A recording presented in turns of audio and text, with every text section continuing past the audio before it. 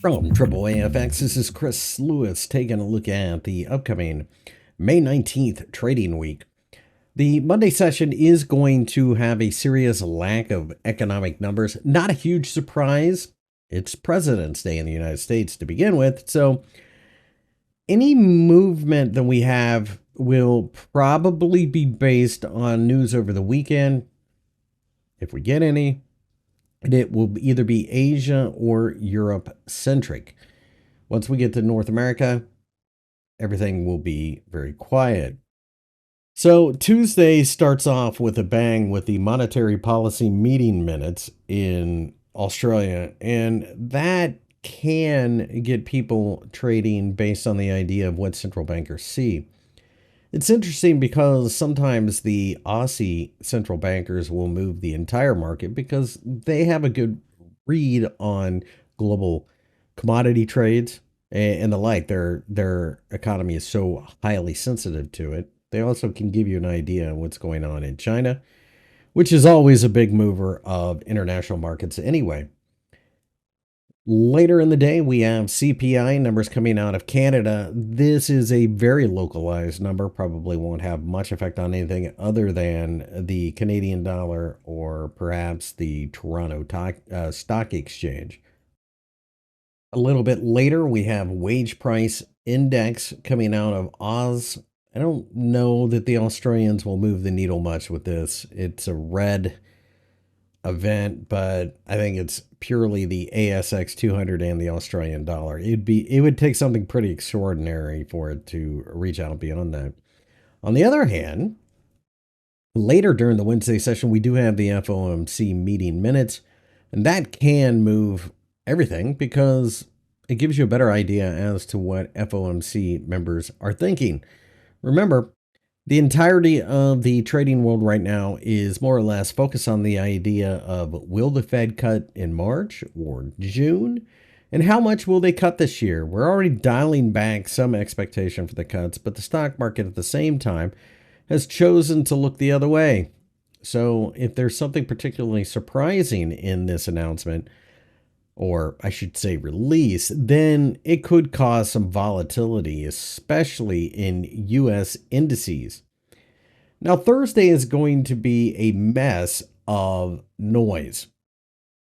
It is your PMI numbers coming out of France, your flash manufacturing and services. Germany releases the same thing. The EU releases the same numbers. And then finally, the UK releases the same numbers, all in a staggered 15-minute interval. This can cause a lot of noise in places like the FTSE 100, the DAX, the CAC 40. All of those indices could see a lot of action due to that. Later in the day, we get unemployment claims coming out of the United States. It'll be interesting to see how that plays out, whether or not it sticks with the narrative. At the same time, we get core retail sales and retail sales out of Canada. Now, that's not going to move the overall markets, but it could move the Canadian dollar because there is still some debate as to whether or not the Bank of Canada could go back to hiking. I don't think that's really going to be the case, but if this is abnormally large, you could see a move in the loonie.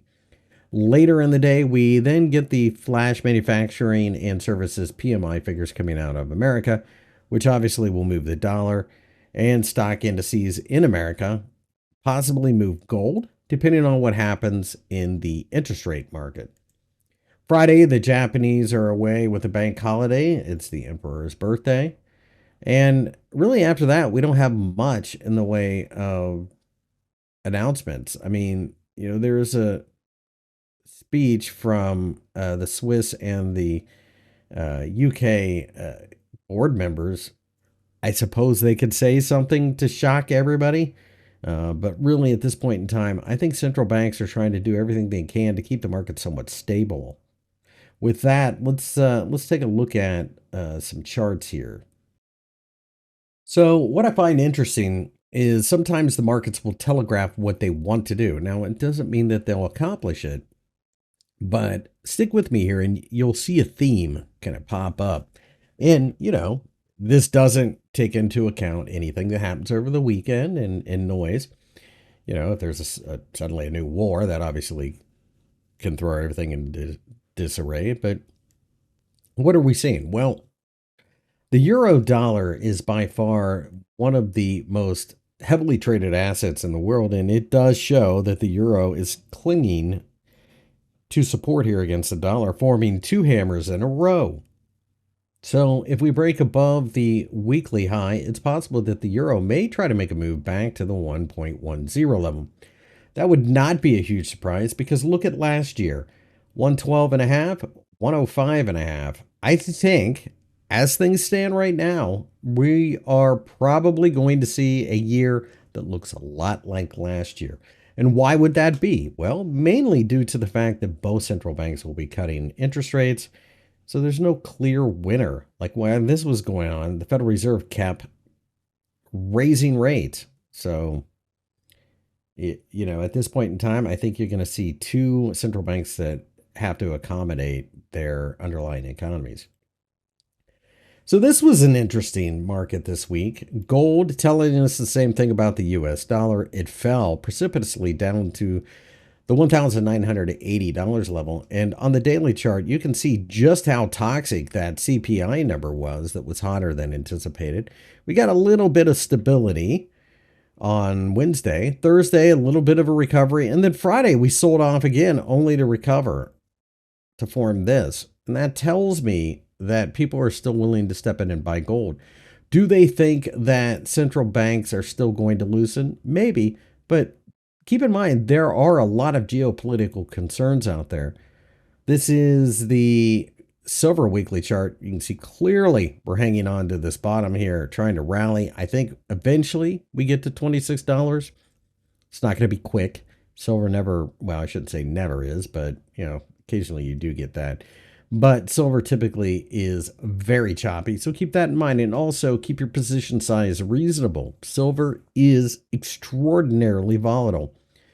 Big news of the week, for the most part, was Bitcoin. And as we are closing out the Friday trading session here in New York, continue to flirt with that $52,000 level. This is an area that I've been talking about for a while. Not a huge surprise that we've stalled there.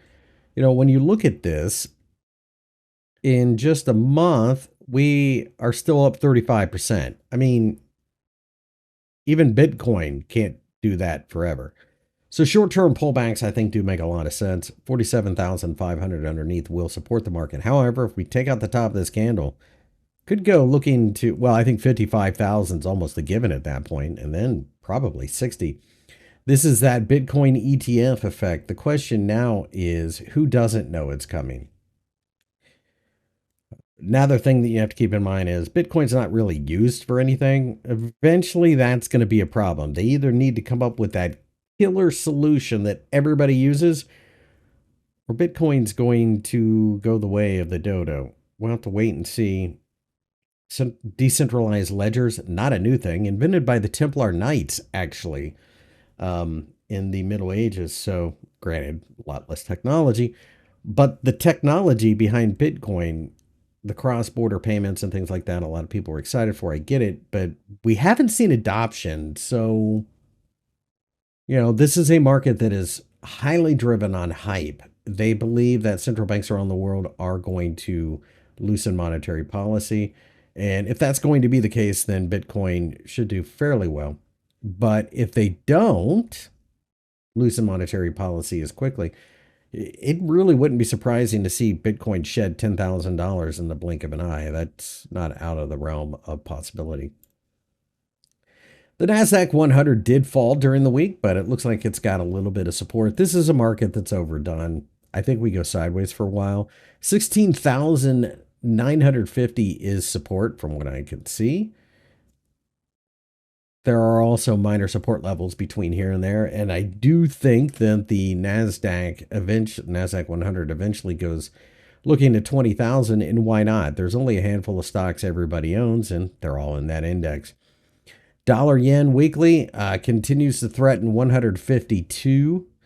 We didn't quite get there for the week, but we will eventually. Short-term pullbacks are buying opportunities. 147.33 is support, so is 145. The Bank of Japan cannot raise interest rates. Japan cannot sustain its own debt. They will never pay it back, and they certainly won't pay it back with 1% interest, 2% interest, and so on. And as long as that's the case, nobody's going to want to own the yen.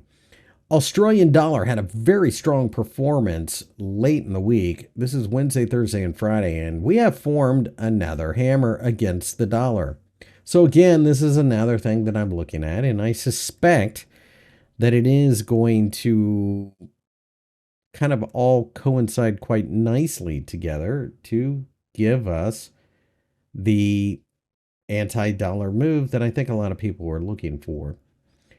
Crude oil, what can I say other than it's just a base building process? If we can clear 80 in the U.S. oil grade, then we go much higher. We might go as high as 95 eventually. That seems like a lot, but keep in mind, we are heading into March in a few weeks, and that typically is the beginning of a stronger cycle for summer travel and the like. So, it's kind of a stupid reason, but it's a thing. So, Brent, we also have seen a pullback and then a rally.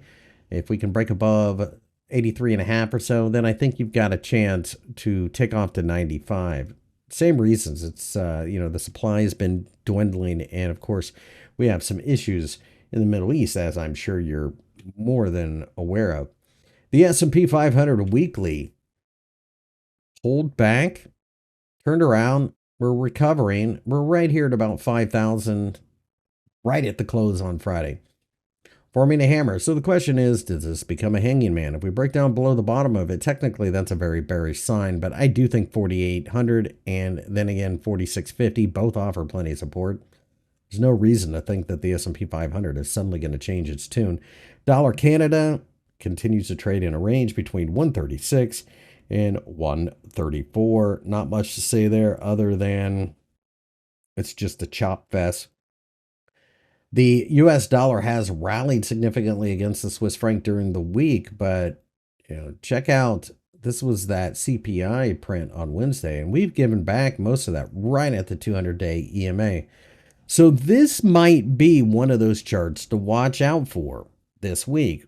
Now, even if you're trading the Aussie or gold or the euro or whatever, pay attention to this, because if it does turn around to take out the high from this past week against the Swiss franc, that might be a stealth signal that any rally against the US dollar might fail.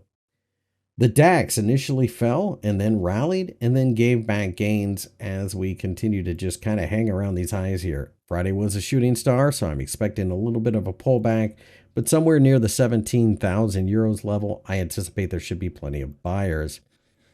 The FTSE 100 weekly initially sold off. Now we're rallying, but we're rallying right into resistance. Keep an eye on 7,800. I wouldn't get involved in this. Maybe buying pullbacks because it does look a little like a rounded bottom, but I wouldn't get involved in this until we clear that hurdle. Dow Jones 30 weekly, same thing as the S&P 500. We fell to the closest support, little minor support area, and then turned back around. It looks like we're going to try to get to 40,000. Although this one doesn't look as bad as the S&P 500 or the NASDAQ 100 as far as being overbought. So British pound, US dollar, switch to the weekly, kind of a choppy back and forth between 125 and 127.5 again. Don't really know what to say about that other than it is what it is. The Nikkei 225 has had a very strong week. Let's switch to the day. You can see we did pull back a little bit on Friday, and why wouldn't you take profit after that type of move? I think somewhere right around the 37,000 yen, there should be plenty of support. British pound, Swiss franc, looks like it failed on Friday to really push through, or did it? This is one of those ones we're going to have to watch. If we break to a fresh new high at basically 112, this could be one that really takes off. There'd be another 300 pips on the table. Dollar against the Mexican peso continues to do very little. The euro against the Swiss franc looks a little stronger than the British pound did, so that might be something to pay attention to. So in review, we have a lot of charts that look very anti-dollar, but they look anti-Swiss as well. The Swiss franc is historically strong, but if they're anti-dollar and anti-Swiss, the typical correlation is it's risk on. So we'll have to wait and see because both of those are considered to be safety currencies. Ethereum took off for the week. However, when you look at the daily, this screams we're about to pull back. 2,600 would be an area of interest. Either way, you can't be a seller of Ethereum. It's far too strong. And then finally, we have the CAC Courant on the weekly. Very bullish. We've broken out. I think France goes higher, and in fact, might be one of the more attractive looking indices that I follow. So with all that being said, I think we have a little bit of a risk on week coming up. Keep in mind again, though, that Monday is President's Day in the United States, so liquidity could be a major issue. Thank you for watching, and remember, we do a weekly video for the week ahead here at AAAFx on our YouTube channel.